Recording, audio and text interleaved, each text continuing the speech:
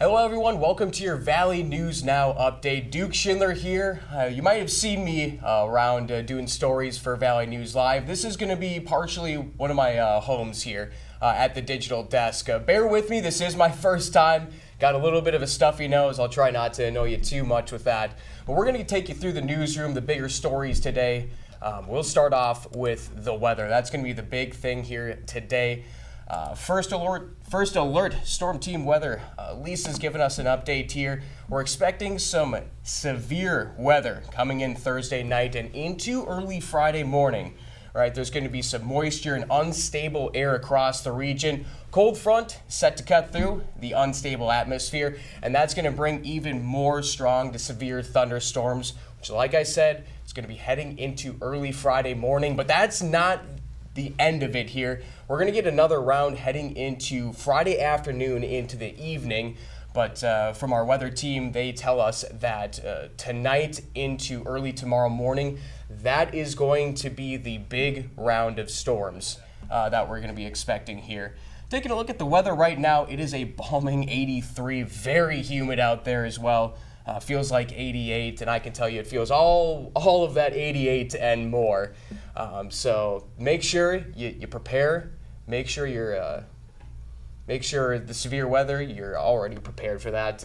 But speaking of what's coming through the air, you might have seen some low-flying planes here early in the morning, but do not fret. That is just a vector control. They were out and about here doing a survey, and you can just take a look at your screen right here. That is one of the low-flying planes that came through this morning, performing survey flights ahead of tonight's mosquito spraying across the metro. Now, we don't quite know how the storms will be affecting the spray itself. We'll keep you updated here as the night goes on. But that would be the plane that you'd be seeing there early in the morning.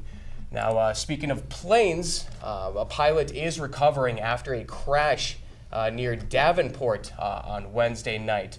Let's get that pulled up for you here into the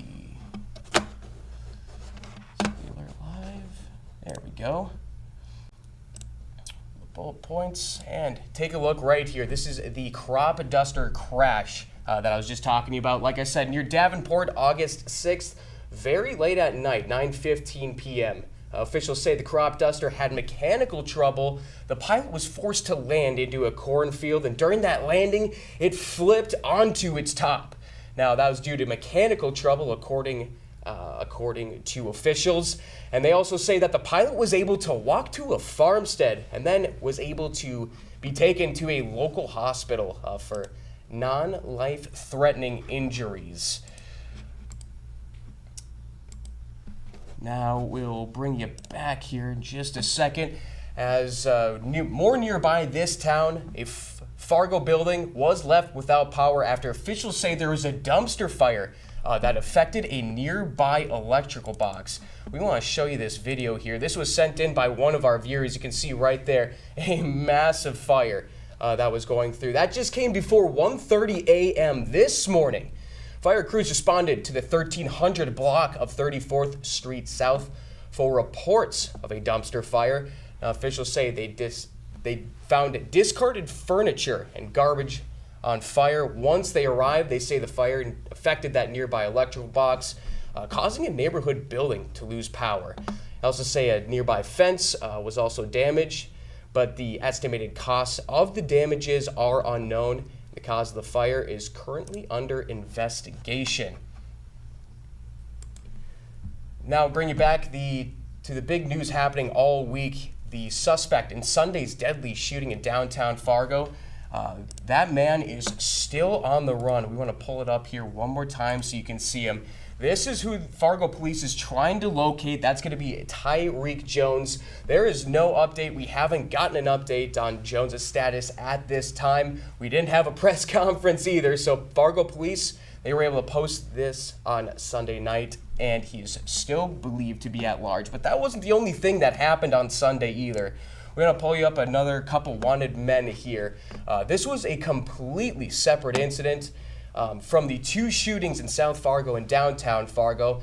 As Fargo police, they are still searching for these two suspects on your screen in a brutal downtown Fargo assault. Now, again, we heard in yesterday's press conference that they believe the two men on your screen are the suspects of that incident, including a major gash in the head. But Fargo Police Department confirmed to us that that all regional agencies, they are on the lookout. Back to Tyreek Jones as well. They are on the lookout. We wanted to get that information over to you as well. But back to the assault. These are the two men that they will and are still looking for at this point. Bringing it back here, a man who was just charged with a similar crime this year has also been charged with punching a man in the face in downtown Fargo as well. We'll pull up his mugshot here for you. Yep, this is going to be Royal Rockefeller. Court documents allege that Royal Rockefeller walked up to the victim walking on Broadway and punched him multiple times in the head. The victim was admitted to the hospital for his injuries and required surgery to fix multiple broken bones in his face, according to those court documents. Rockefeller was arrested after police responded to the call the following day. A review of the video footage from the assault confirmed Rockefeller did indeed match the description of the suspect. And in fact, they said he was wearing the same clothes and was in possession of the bicycle that was seen in the video that they were able to use. Rockefeller back in jail, arrested now with aggravated assault, and he was the same man charged with terrorizing in a February 2025 incident. The terrorizing charge was dismissed after he put in a guilty plea on July 15th, and that would close as a misdemeanor. We'll stop this for you, bring you back here. That won't be the only thing here. The man charged with killing the top Democrat in the Minnesota House and her husband, wounding a state senator and his wife. Well, they pled not guilty in federal court here. Pull up the video. This is Vance Bolter. He was indicted July 15th on 6 counts of murder, stalking, and firearms violations. Now, the murder charges could carry the federal death penalty, though prosecutors say the decision is several months away. Prosecutors in this case say the evidence will include potentially thousands of hours of video footage, tens of thousands of pages of responses to dozens of grand jury subpoenas, and data from numerous electronic devices seized during the investigation. Now, a little bit on the lighter side here. Football is back. Preseason week 1 for the NFL is underway. That's going to start up tonight. And plenty of pro Bison here that we can keep an eye on. This is Jim Harbaugh and Trey Lance. That was the Hall of Fame game where Lance actually really stood out. 13 of 20, 120 yards and 2 touchdowns as he vies to keep his NFL job and maybe grab a starting gig somewhere. He's really putting on a show. He's going to face the Saints again Sunday at 3:05 p.m. But that isn't the only NDSU Bison here. That's Cam Miller. He got drafted by the Raiders. The NDSU Bison's leader in completions, passing yards, completion percentage, second in touchdown passes. He'll be taking the field for the Las Vegas Raiders. And if you've been paying attention to any social media, there's videos circulating around with Cam Miller and Tom Brady chopping it up there. But he isn't the only NDSU Bison in action tonight. Nope, that's going to be Gray Zabel.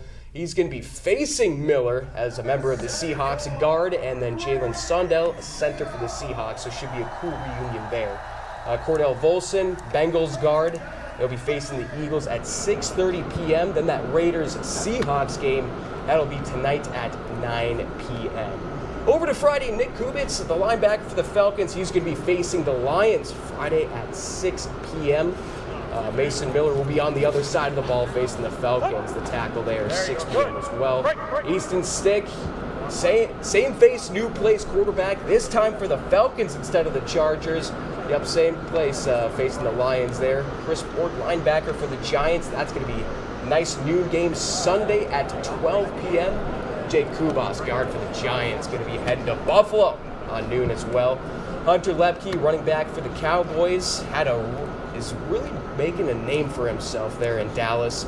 We can see what he does at the Rams. That's going to be Saturday at 6 p.m. Eli Mostert, defensive tackle for the Jags, taking on the Steelers Saturday at 6 as well. Cody Mock, an up-and-coming guard for the Tampa Bay Buccaneers. He's going to be hitting the field again versus the Titans Saturday at 6:30.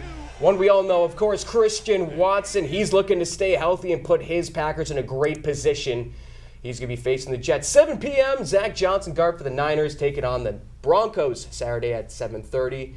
And then Chargers versus Saints. We already mentioned Trey Lance, but on the other side, Jaden Price, cornerback, and Dylan Randune's tackle for the Saints. Should be a really, really good reunion there for the NDSU Bison. 17 overall Bison here in the NFL actively, as there are still some trying to crack a roster spot and sign with the team here. That is going to be your Valley News update. We'll have much, much more coming here from the digital desk. But for now, Duke Schindler will send you off, and tune into Valley News Live at 4, 5, 6, 9, and 10. We'll catch you later.